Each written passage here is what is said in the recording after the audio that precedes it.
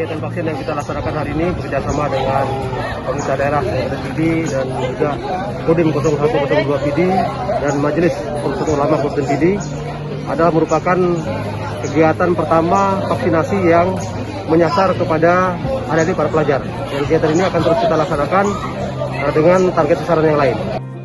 Antara TNI Polri dan ulama sehingga target kami untuk memvaksinasi seluruh siswa-siswi SMU di Kabupaten Pidi dapat terlaksana berjalan dengan aman dan lancar. Dari Majelis Pemusatan Ulama untuk Kabupaten Pidi, karena ibadah kita tergantung kepada kesehatan.